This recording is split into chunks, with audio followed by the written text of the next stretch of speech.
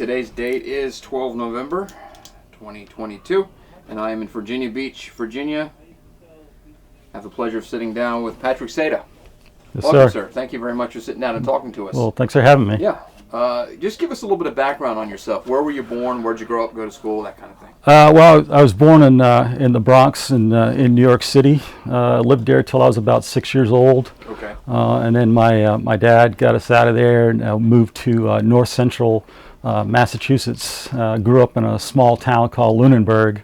Graduated high school there. Did all the normal, growing up, messing around in Right. the farm fields and having a good old time in the woods and stuff like that. And after high school, kind of always wanted to. I always kind of knew I was going to go to college. Didn't really want to do that. I wanted to get out of our small town. Not that I didn't like it. I'd loved it in Lunenburg, and especially the fall. I just loved the fall in New England.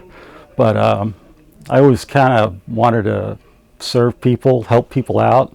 And a year before I graduated, a couple of buddies of mine, they had joined the Coast Guard. I'd never even heard of it before. I was never a seagoing type person.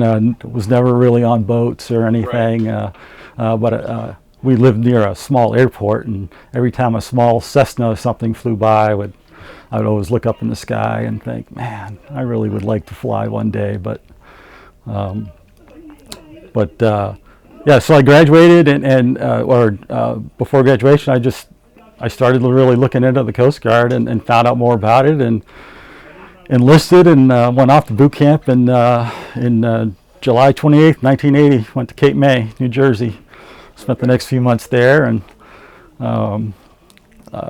learned a lot and made new friends and new experiences, and went from graduated there in I think it was the end of September, beginning of October, and actually when I received orders, when we were choosing orders, like I said, I'd never been on a ship or anything, but I kind of wanted to stay in New England, and I remember the Vigilant was a Coast Guard cutter. It was a 210-foot cutter out of New Bedford, Massachusetts at the time, and I thought, I'd like to go there, and that way I could stay close to home at least for a little while, right. And still have that little family ties or whatnot.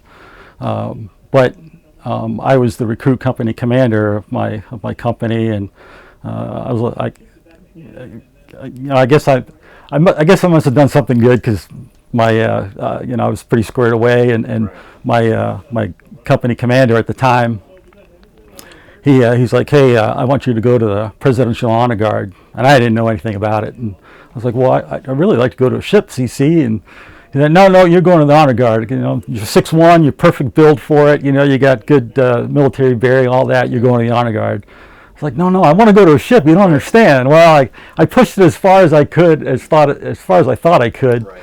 As a young E1 in boot camp. And finally, I said, I better stop, because I'm going to get in trouble here. So, lo and behold, I got orders to the Presidential Honor Guard, and which ended up being a really good tour. I did a lot of interesting stuff there. Got to meet a lot of interesting people. Took part in a few things that ended up being historical. And I know President Reagan got shot. I was actually at that ceremony, and really, yeah, that he was doing that luncheon at the. Leaving. Yeah, well, he was when he arrived. I was actually training another younger honor guardsman, Coast Guard honor guardsman, and to do a joint service color guard, okay. Which we did very frequently for all these luncheons and for dignitaries and whatnot. And I actually didn't know President Reagan was going to be there, but after they presented colors, did the national anthem, all that, the Joint Service Color Guard marched off, and like normal, we just kind of gathered up all our gear and said goodbye to our Army and other services buddies and wanted that we always saw at jobs. And me and the other guy jumped in our government vehicle and started heading back to Alexandria, where the Coast Guard Honor Guard were stationed at off of Telegraph Road. Well, typical government vehicle back in 1980 or so, no air conditioning, and the radio didn't work, Right. So we, about 30, 40 minutes later, we pull in, and I notice that there's a lot of ruckus going on at the station, people running around, and I thought, well, there was no other jobs, as we called them. Right. No other jobs that day. Ours was the only one that I knew of. I was like, well, what's going on? So we had grabbed our gear and started walking into the main building, and my lieutenant OIC, he's like, hey, Seda, get in here, into his office. I thought, oh gosh, what happened? The ceremony went fine. We didn't do anything wrong. And he said, hey, President Reagan just got shot, and if he dies, you're going to be one of the body bearers folding the flag over his casket. I was like, okay. And he's like, get your stuff and get over to Fort Myers. So I got went upstairs, got changed, put my other uniform on, got another government vehicle, head over to Fort Myers, and immediately started practicing with the other services to fold the flag, and because it's something we didn't do very frequently, Right. even though we had our own burial team for Coast Guard members. A joint service team was something we did very infrequent, so we needed practice. But fortunately, we all know President Reagan made it, Right. and thankfully, and we didn't have to perform that duty. But it was a good thing we did practice, because just a week later, at the time, the last living 5-star General Omar Bradley, passed away. So they gathered us all up again, and it was a big thing. Where we had the caisson marching all the way down, I believe it was Constitution Avenue, and then across the Lincoln Memorial Bridge and into Arlington, and taking his casket back off the caisson and folding the flag and all that. It was a big, huge parade, or I say parade. It was with all the services involved, and it was something really, really big. And I was. It wasn't up until about 4 years ago I actually saw some pictures of that I'm in, showing me folding the flag or carrying the casket and stuff. And all these years I kind of wondered if I'd ever see any, but so it was just stuff like that, and the inaugurations and other president or dignitaries from presidents from other country, prime ministers and stuff that we got to perform for and meet a few, and a lot of interesting stuff that we did there. But after I spent about 18 months, just shy of 2 full years there, I guess. And I received orders to the Aviation Technical Training Center in Elizabeth City, North Carolina, right down the road here, to attend. I was accepted to, at the time, it was an AD, which stands for Aviation Machinist Mate. So I went to school there to learn how to do that trade for, it was about 3 or 4 months. I don't recall exactly now, it's been so long ago. But did that, graduated with flying colors, and at the time, they depending on how well you did at school, that determined whether or not you got your first choice on what we call the dream sheet. I don't know if the other services did that, okay. So they told us to pick 10 air stations we wanted to go to, and I picked all these all these stations to get, I didn't know exactly where I wanted to go, but when the orders, and at the time I was like either 3rd or 4th in the class out of like 28, and my roommate was either 3rd or 4th, so we were right there next to each other.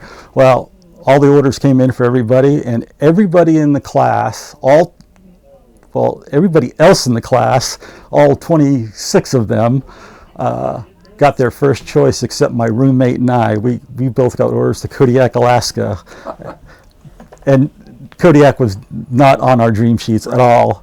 Well, I really didn't want to go to Alaska, but long story short, it ended up being the best place. I loved it up there, and I did 2 separate tours up there. Brought after I got married, brought my wife up there halfway through my first tour, and she was a military brat herself, and but I had met her in Alexandria, and she really liked it up there. And after we left, I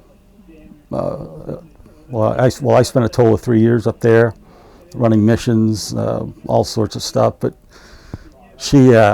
we got orders to Clearwater, Florida. Spent 8 years there. Had 2 kids. Went back to Alaska, and even my 2 girls loved it up there. And then from Alaska we went to Barbers Point, Hawaii, where I spent 6 years there, and then ended my career. Retired at 22 years, but. Okay. Did a variety of missions, very interesting. Got to,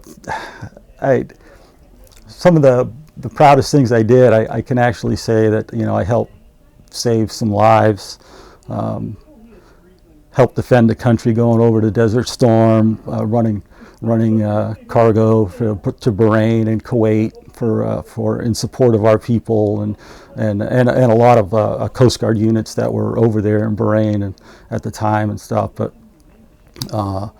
I think the saving of some lives really,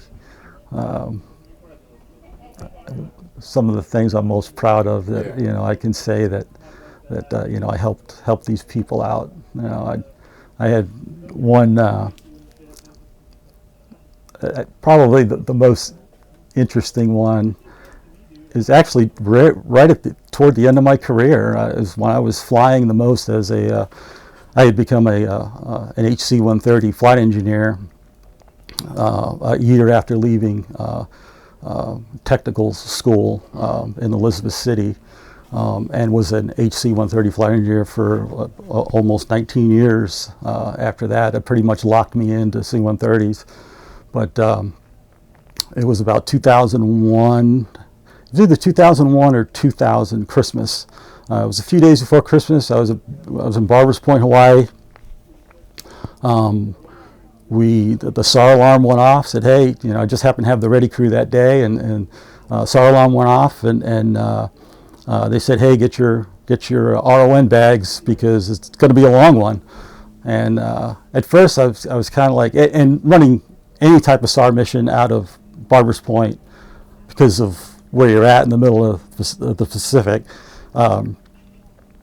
we could always bank on being gone for 3 or 4 days at a time. And like I said, this is just a couple days before Christmas, and my first thought was, doggone it, I'm not going to have Christmas with the kids again, and I thought this was going to be a sure thing this year, But then we found out that it was, the case was 10 kids and an adult out in one of the Marshall Islands out in the south west Pacific. They had been overdue. They call them canoes, but they're probably about 30-foot long boats, but they're little outboard engines, and they travel island to island like that. It's no big deal, but they're old outboard motors, and it's just it's all they have, that and they deal with it, and I don't know if they ran out of gas or if they had engine problems or what, but they were well overdue, and when we heard, me and the rest of the crew heard it was 10 kids, we were like, let's go, let's get out of here, we got to get this plane in the air. And we ended up flying about 8 hours to an island called Palau, spent the night there, rested up, and got in the air, even before the sun came up the next morning. And we probably found those kids. It couldn't have been more perfect. The weather was great. The seas were calm. You could see for 100 miles, and the radar was working great. It's just everything just clicked. It was just like a well-oiled machine. And we happened to find those kids within like 45 minutes out in the middle of nowhere. They were just drifting, like I said, it was 10 kids and an adult, and we could just see them bobbing in the water a little bit. And so we dropped them a bunch of survival gear because we didn't know what they had, so we thought, okay, but they probably haven't eaten in the last day or so, 2 days maybe. And so we dropped them survival gear, and they looked they were still afloat. Didn't look like they had any problems with the in that respect, other than not being able to make any headway with their engine. But we dropped them a raft anyway, just in case. And then came the difficult part, trying to figure out, okay, how are we going to get them help? Because we can't land on the water. We're in a C-130. It's not like we can hover or anything. So we climbed up the altitude and circled them. And actually, we dropped a few flares in the water just to make sure that we wouldn't lose them. And the flares would just pop smoke for like 45 minutes or so each one. And so we wanted, we didn't want them thinking we were leaving them. Yeah. So we popped up the altitude, probably about 8,000 feet or so, if I recall, and just started making radio calls. Hey, any vessel in the general area of this position? After about 20 minutes, we finally got a hold of a local fishing vessel, and they said that they were like 4 hours away, though, that they weren't, that at their best speed, that it was going to be about 4 hours. So we're like, no problem, Captain, if you're able to come here, this is, 10 kids, can you come get them? And so a little bit of a language barrier, because like I said, it was Southwest Pacific, and I don't remember exactly. Well, it was around the Marshall Islands or Marianas Islands, so long ago. But we got the captain to agree to come to that position. So then we just started circling for 4 hours. And make sure that they could see us flying around them, so that they knew that we weren't going anywhere until somebody got there. And finally, after I don't know, maybe 3 hours or so, we could see this boat over the horizon slowly making its way, and it was getting bigger and bigger. And it's like, that's got to be our guy, So made a few radio calls, and sure enough, that was him. He's like, "Yep, I see you guys, but I don't see the boat yet." And so we popped another smoke, and then after, I don't know, 45 minutes or so, he said he could see the boat, and we stayed there until we saw him pull up alongside and start pulling the kids up. And so we were like, "Hey, Captain, we need to get out of here, because we're going to run low on fuel going back to Palau." So we thanked them, and we got on our way. So then it was like after that, it was like high fives around the flight deck. Everybody, we were all so stoked that we helped these kids out and stuff, and we really weren't thinking about missing Christmas or anything like that. But we get back to Palau, and I don't know. I know I had forgotten about it. I don't know if any of the guys had, but I suddenly realized that, hey, wait a minute. On the way over to Palau from Hawaii, we crossed the international date line. So we were actually a day ahead. So the day that we left Palau to go back to Hawaii, I was thinking it was Christmas Day, but it wasn't. It was actually, when we crossed the international date line going back, it was actually Christmas Eve day.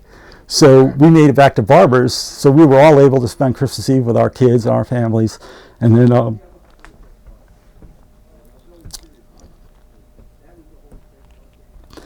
then Christmas Day, so I don't know. It just makes me feel really good that we helped these kids out and got them back to their families. Sorry. But that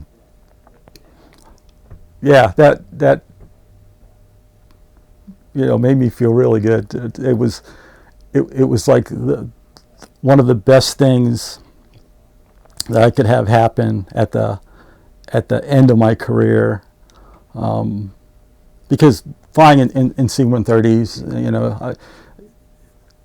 it's not like I could reach out and grab somebody, pull them out of the water like some of my other shipmates and on ships, and and whatnot, or even some of my shipmates that worked on helicopters that were able, rescue swimmers and stuff like that were able to, actually do that. This is for Sea 130, a rare opportunity to, do something like that, and it just, I don't know, it's just one of those things that really stuck with me. And it's just, but let's talk a little bit about Desert Storm.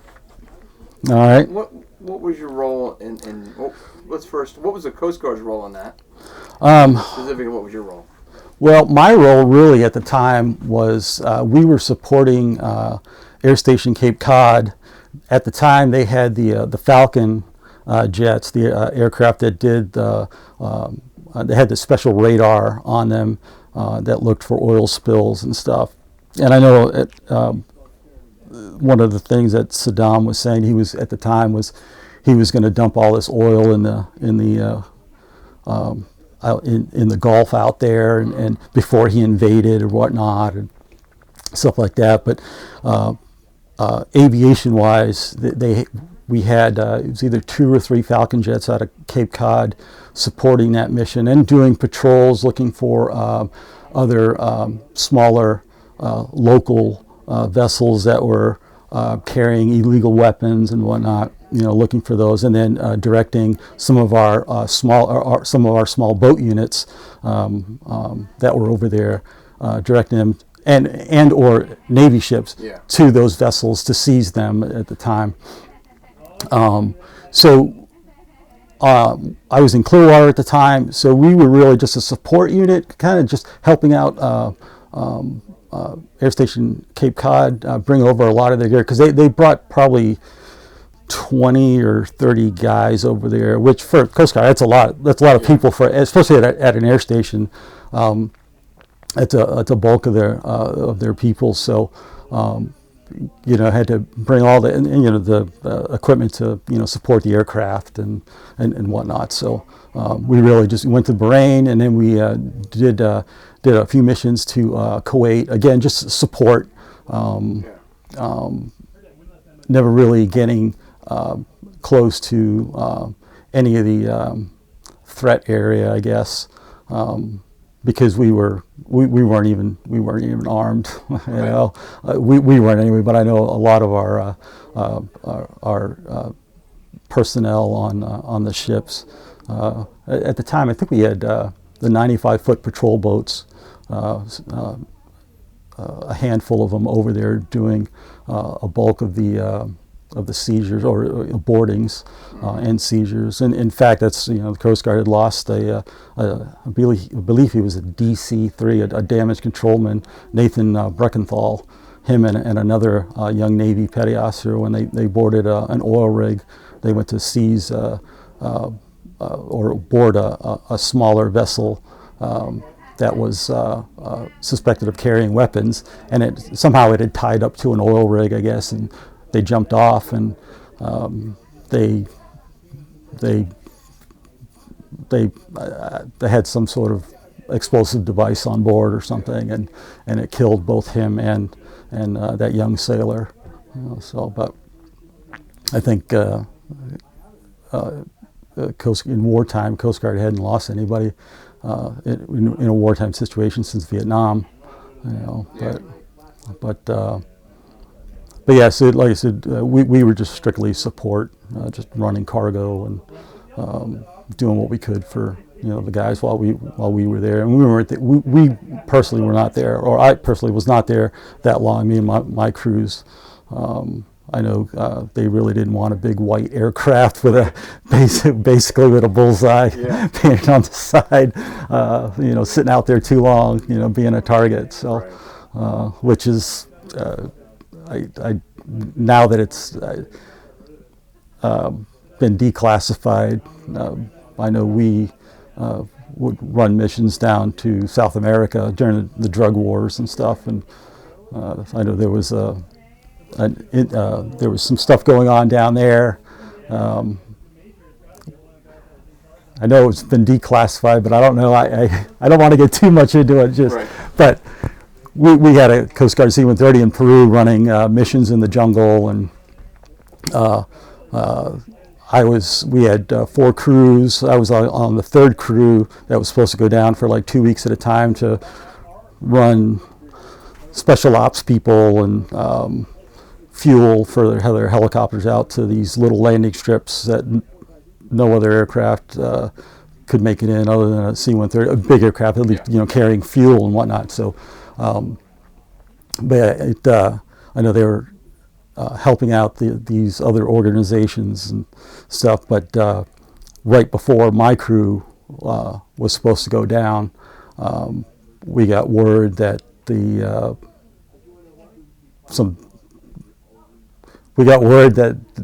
from sources that the local rebels down there said they had seen an American white aircraft flying around, and that they were going to shoot it down if it came near them again. Right. And people down there put 2 and 2 together. It's like, a white aircraft. It's like, well, and I thought it kind of comical. But I have a picture somewhere from the first crew that went. They brought that flew one of our 130s down there. They painted over the not the flag, but the circle with the star, and then the chevrons or the stripes coming out the side. They had just gone to a local hardware store in somewhere in Lima and gotten black paint and just painted over the Coast Guard insignia and a few other markings on the airplane. But right on the nose of the 130, there's this huge orange stripe, orange and blue stripe coming right down the side. That if anybody that knows anything knows that's a Coast Guard stripe. So, and on the tail toward the tail of the aircraft on the side, they had written in Spanish "Policía" in the black paint. I'm like, you guys are not kidding anybody who that is. So, but yeah, we just kind of thought that was kind of comical, but yeah, it's like it said, anybody who, they put 2 and 2 together, it's like, well, yeah, it's that Coast Guard aircraft that's flying around. So the powers that be at that point said, yeah, things are getting too dangerous down here because we have no defensive capabilities whatsoever. And we even though we had all small arms training and M16s at the time, and then we did refreshers on that. The crews that were going down, that we all did refreshers and got requalified and stuff like that. Even though we had that, but the aircraft didn't have any flares or it was nothing defensive on there. So they got the aircraft out of there and they canceled that mission pronto. So didn't want to lose another Coast Guard C-130. Yeah. Not to actions down there anyway. Right. But what was the time frame where you were in Bahrain for Desert Storm? Yeah, it was right at the very beginning, because actually things had just started. Oh gosh, I don't remember the dates. It's just so long ago. Was it Desert Shield, or was it already after? It was when we left. It was Desert Shield. Okay. When we got there, it was Desert Storm. Okay. Because I remember because we were based. We had flown to Sigonella, Italy, to the Naval Air Station there, and from there we were going to make the hop over to Bahrain, and pretty much a straight shot would have. It was. I don't remember the exact distance or time it would have taken, but let's just say it was like a 4-hour flight, to where we were in Bahrain. But because it had changed to Desert Storm, they were like, hey, we want you guys to stay well clear of any active area, and come in from the south. So we had to fly like all the way around. So it ended up being like almost like a 9-hour flight. Just it's like, geez Louise, this is much longer than we thought it was going to be, but totally understand, because we didn't want to, get shot down or anything about everything that was going on. So we went all the way around from the south, and then came in over the water and landed, and didn't really it was uneventful, the way I like it. Oh, yeah. Yeah. What are your duties on the aircraft? Well, as a flight engineer, my position is sitting just aft of the pilots, slightly in between, but just after the pilots. And I would take care of all aircraft systems while in flight, dispersing the fuel, pressurization, making sure that all the engines were running correctly, monitoring engine instruments, all electrical systems, make sure all the generators were good, everybody's getting all the buses were getting their power.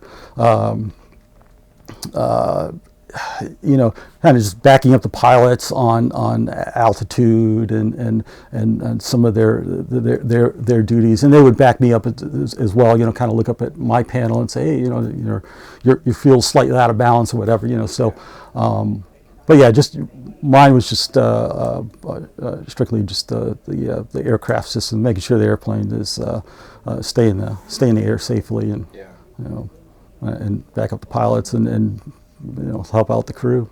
Right.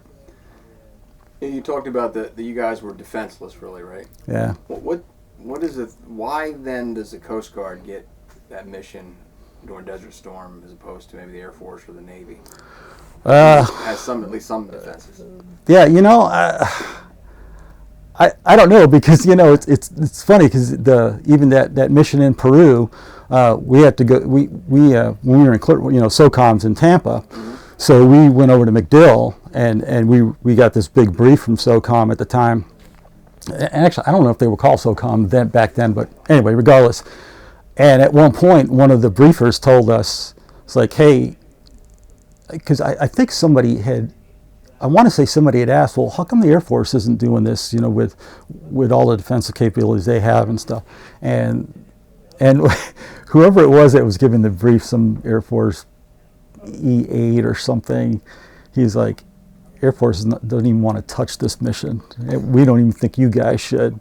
And we were kind of like, I kind of looked around, I was like, well, if they don't think we should do it, why are we doing this? With being, totally defenseless. And but that wasn't mine to question, and I was just there to do what I was told and make it work if need be, So, but yeah, I don't know why. I think maybe it was in support of Coast Guard unit over there, and maybe all their 130s were tied up, doing other things, and because they remember at the time they had a big, the Airlift Command, Air Force. They're pretty busy bringing, going back and forth, bringing our people and equipment over there. So I don't know, maybe it just made sense that, well, Coast Guard got C-130, send them. They can bring their old stuff over there. Right. I don't know. How long were you over there? Oh gosh, it was really quick. We were maybe just like 4 or 5 days, maybe, in Bahrain, and then it was back to Sigonella, Sigonella, Sicily, and we brought 2 aircraft over there. We just jam packed full of gear, but yeah, it's. Like I said, it wasn't very long, so right. Like, okay. Do you ever have any, harrowing moments or anything on a C-130 where things started to go south? Or was it always several. Matter of fact, going into Sigonella, we had gone from Cape Cod. Well, the mission started out in Clearwater, flew to Cape Cod, stayed there a couple days, loading up gear and whatnot. From Cape Cod, we went to, I think we went direct to Keflavik, Iceland, and then from Keflavik, we went to Sigonella, and that was a long day. It was a long flight, and about halfway there, I started noticing, I want to say it was my number 3 engine, the prop was acting up, and I can't remember the exact malfunctions we were having, but we ended up having to shut it down. and we were at we had a max fuel load. We were the cargo area was totally maxed out with gear, so we were heavy. But C-130 is tough, man. That's that's why they call it the Herc. It's strong, and it can take a lot of abuse and a lot of damage and stay in the air. But so I really wasn't worried, on 3 engines. Like, we'll fly a little bit slower now, but we'll still get there. I got my performance manuals and got in the charts and started looking and saying, oh yeah, we got plenty of fuel. It's going to take us a little longer to get there. Right. And then about 2 hours or so out, one of my other engines started giving me another problem. I thought, oh geez, here we go. This is the things you read about when you go to the flight simulator and do the training every year. And that was I had the low hydraulic fluid in the prop, and RPMs were fluxing a little bit. I remember catching it, just fluxing just a little bit, and I was like, okay, well, at first I was like, not really worried. It's like, you see that quite often, So, back then we had old steam gauges, it's not all the digital stuff now, right. So I had a little bit of variance, a little shaking here and there. And then plus with all the vibration on a 130, I don't know, have you ever flown a 130, been in the back or? Not a 130. No, okay. 141 I've been on. Oh, okay. Well, they pretty much the same, I guess. Yeah. But so I kept an eye on it, and it kept fluxing more and more. And if I remember correctly, you couldn't have more than it was like 1.5% of fluctuation before it was considered out of limits, and you had to shut it down. Okay. And it was just barely there. And we kept, again, got in the books. Okay, what do we have to dump fuel to get in Sigonella? All these scenarios. We started running scenarios. What's going on? What? And we contacted our sister 130 that was with it, that was just ahead of us. And like, hey, we're having another problem. You guys just stand by. Whatever. Well, they landed in Sigonella first, and it was well after midnight. They landed in Sigonella first. And then there wasn't a whole lot of, because at the time we landed, and they were at the time they were having some issues at the airfield. Some of the lighting wasn't working correctly, so it gave them some false indications of altitude. The pilots use these VASIs, and the only one VASIs are, set of lights at the end of the runway, and they either can be 2 sets or 3 sets, and they're either white or red or a combination of both. And I can't remember there was an old saying. The only one I can remember is though, if it was red over red, you're dead. Okay. That's the only one I can remember. And I think white over white, you're all right. Something like that. I don't remember. Anyway, the red over red was the one I never forget.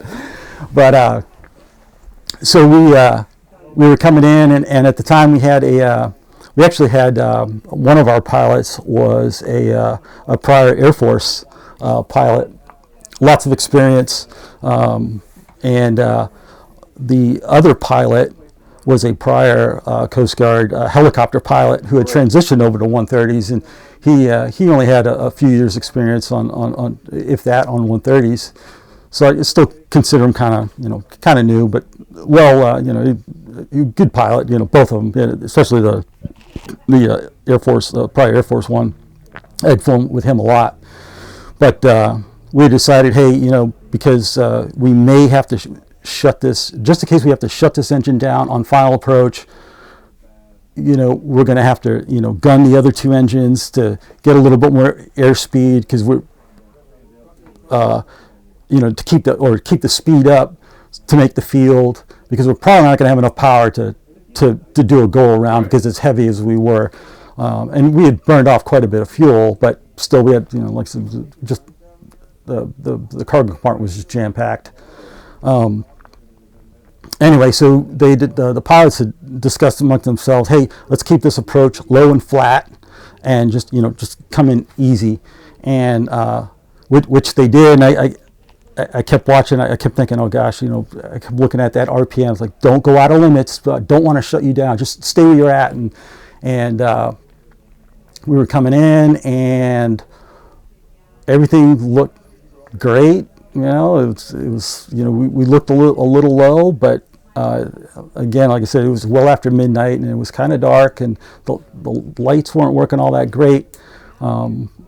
Oh, and that was the thing with the VASIs too. We weren't getting the correct reading. That was the one pilot in command said, "Hey, just go down to where the lights are you see just a little pinkish, kind of, they look pinkish, which would have meant that we're a lower flat approach." And we kept going down and down, and they I want to say they stayed white so that you're all right. So. But I kind of didn't pay no mind because I was worried about that other engine, and I could hear the pilots talking and whatnot, and I was like, okay, they got under control, everything's good. Well, right as just before we touched down, there's this big thud, and the airplane kind of shook a little bit, and then we get it on the ground, and the airplane's doing one of these, side to side, and we hear a th-th-th-th-th-th-th-th-th. And we're like, what the heck happened? It's like, and somebody in one of our crew members in the back, one of the load masters, he's like, hey, I think we just blew a tire. And I was like, and I'm thinking, okay, that makes sense, and because the way that the plane was acting. So we got the plane slowed down right away, and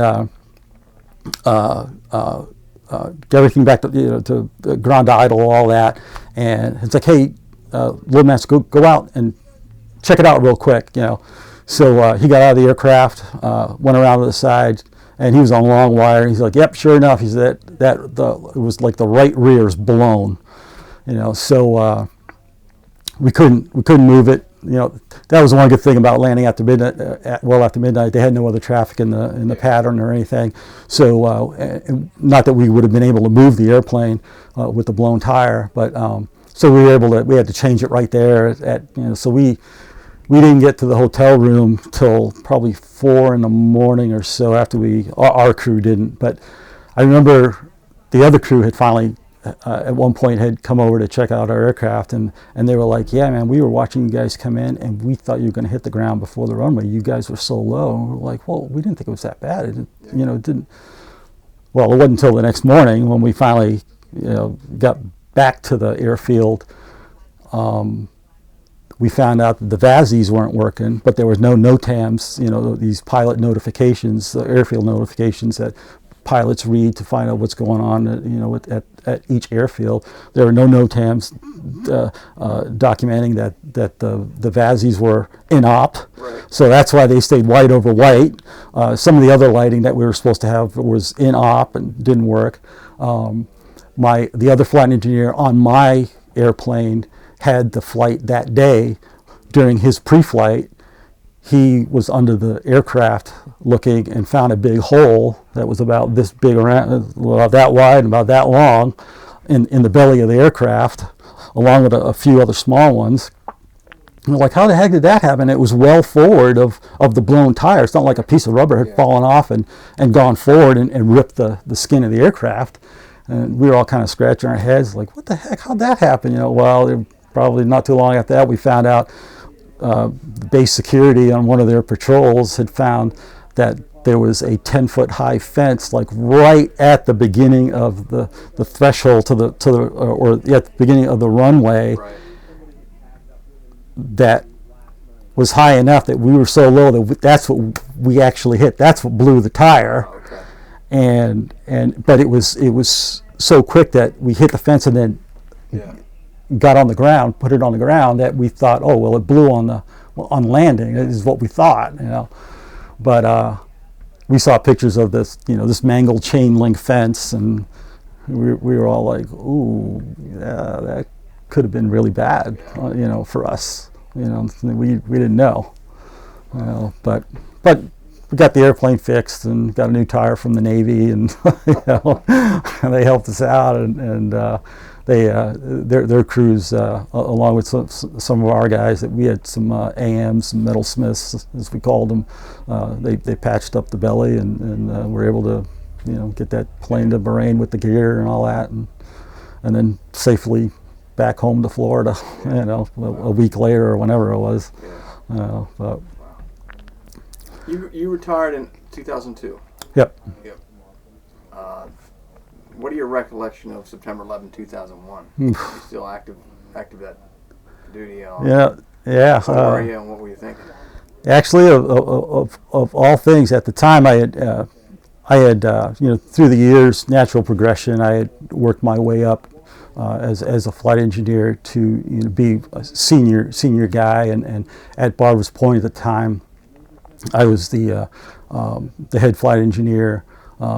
Did all the training for the guys coming from schools, from flight engineer school in Little Rock, Arkansas, to get them all up to speed and how Coast Guard does things, and get them qualified and stuff. And I was a standardization team member at the air station, so I did all the check rides and whatnot.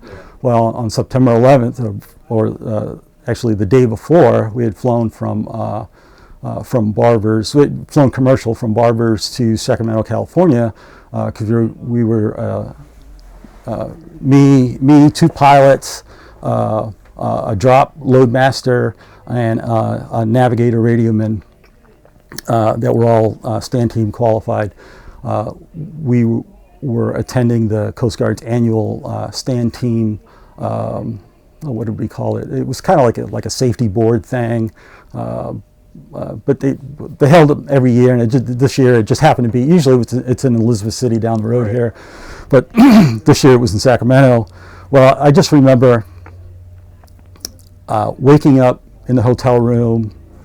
Now this is Sacramento time, or West Coast time, so but it was like 6 o'clock or so, and I naturally just kind of turned the TV on, put it on the news, and started doing my stuff, and something caught my attention, and right there they were showing a replay of the first airplane hitting, and I was like, wait, and I think like everybody else, I was just like, is this for real? What's going on here? And I just sat at the edge of my bed, on my elbows, looking at the TV. And probably it wasn't more than a couple minutes later or something that I recall is when the second plane was coming in, and they cut away from the newscaster to the aircraft, to the plane, and I was like, what? And I was like, there's no way this is an accident. There's no way. It can't be. And I immediately started calling up some of my other buddies. It's like, hey, turn your TV on. See, you see what's going on? And everybody was like, you just couldn't believe it. So we all got dressed and whatnot, and met downstairs in the lobby with crews from all the other air stations, the C-130 air stations and stuff. And we just couldn't believe it. And we were like, well, hey, we got to start this conference, so let's head over to, and it was going to be at, I think it was at the National Guard base there at Sacramento, right next to the Coast Guard Air Station. And we get to the conference room or whatever, and we hadn't even started yet, and some base commander or something had come in and say, hey, gentlemen, sorry to tell you this, but you're all going to have to leave. The base is shut down for security reasons because of what happened in New York. And we're like, oh, what are we going to do? We're, all right, I mean, we totally understand, but, we're trying to, what do we, so everybody, we all went to the hotels, and we were trying to figure out, what was going to happen. And we tried to still hold this 3-day conference. Some people, one group would go to one guy's room, and another group would be downstairs in the breakfast area, and we tried it. The hotel was, I don't even remember where it was that we stayed, but they were really great. They helped us out with coordinating different spots, meeting areas and stuff. But really the whole time, the only thing that was in our minds was what was going on in New York. We just Yeah, that wasn't a good time for us, was it? No. Yeah. Did your mission change after that at all? No, I wouldn't say the out in Barbers. I wouldn't. No, I think things got a little bit more intense because not only did we, it used to be the primary mission of the Coast Guard. It was always said primary mission is always search and rescue, and then law enforcement, and then maritime, and then humanitarian. And at some point in time, law enforcement took over. But a big part of that was doing immigration stuff. Because out in Hawaii, when I was in Clearwater, Florida, we had to deal with Cuba, all the migrants coming over from oh gosh, I can't remember what that operation was called. When they were coming over on boats and the big dump that Fidel had. Anyway, well, in Hawaii, it's all the Asian communities, that people that are trying to come over and coming over on fishing vessels and stuff like that. That intensified those patrols, especially because of who the hijackers were and how they came over to the country and well, we didn't want any more incidents like that, people coming in that shouldn't have been here. So that, I think in that respect, the immigration patrols or that immigration mission intensified, but search and rescue and other law enforcement, drugs and stuff, kind of, I think, probably stayed about the same. Didn't, but.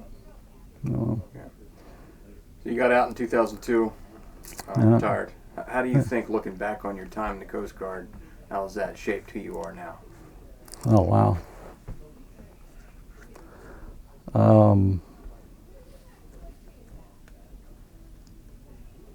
Man, I tell you, I did a lot of growing up. Yeah. I did a lot of growing up in my 22 years. I don't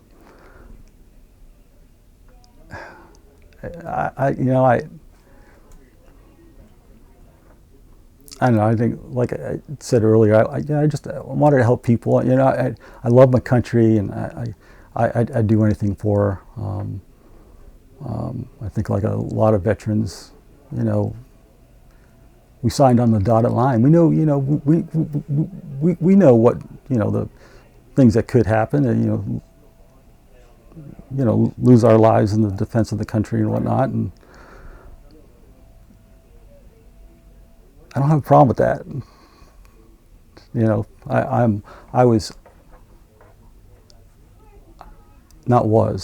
I am honored,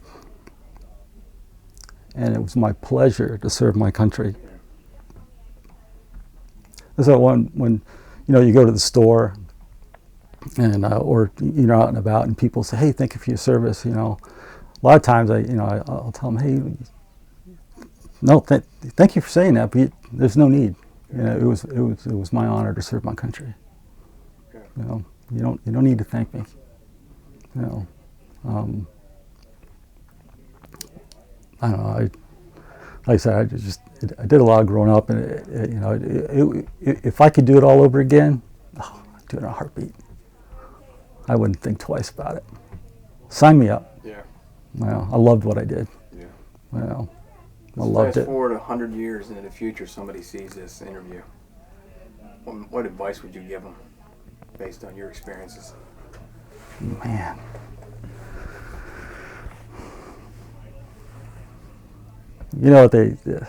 I hear it to this day. They say, "Do what you love, and you'll never work a day in your life." Yeah. Well,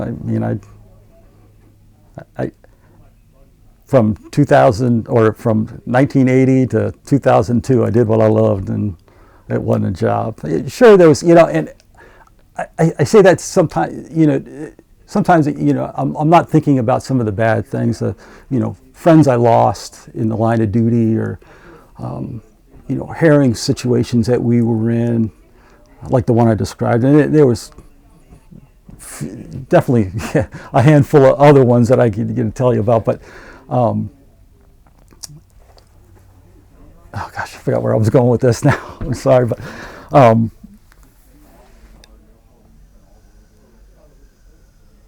sorry, I lost my train of thought.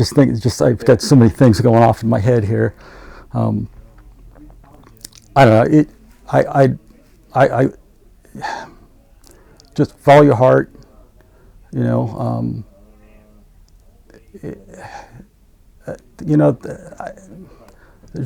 For me, there was just no better job in the world. I loved it, and oh, I know. I was thinking that, yeah, I'm maybe forgetting some of the bad times, which there were plenty of. A lot of tears shed, and fear, whatnot. But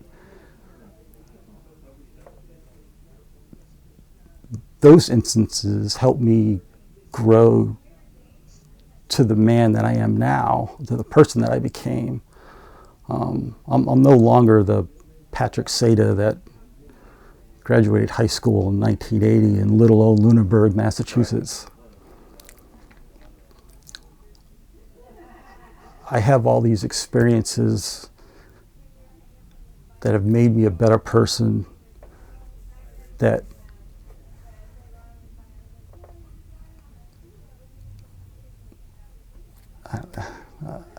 I just don't have the words. I'm sorry. Yeah, I get it. It's a tough question. Yeah.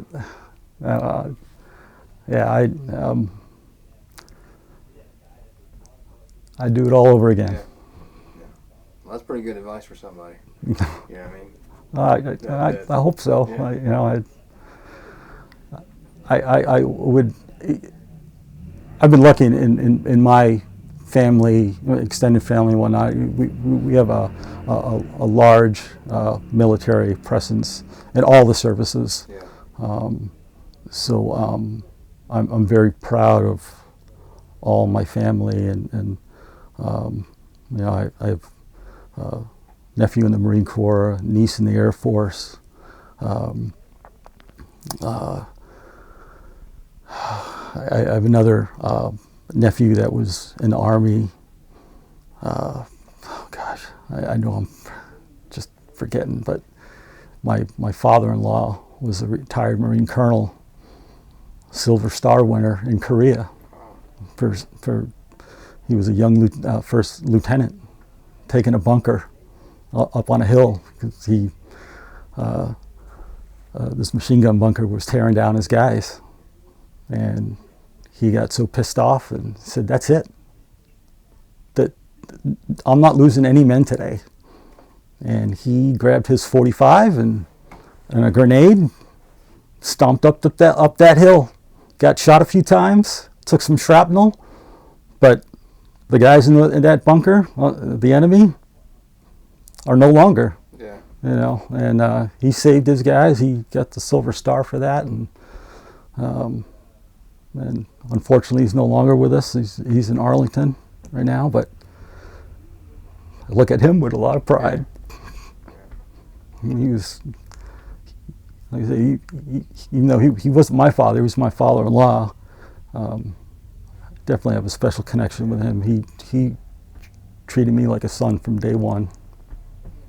Yeah. Well, on behalf of the Americans in Wartime Experience, thank you for sitting down and talking with us. You took some time out of your day, and we do appreciate that. And I know what you're going to say already, but I'm going to say it anyway. We do appreciate your service. It sounds cliche, but needs to be said, especially today when some of that kind of thing isn't appreciated like it used to be. No, well, thank you. No, thank you. It was my pleasure.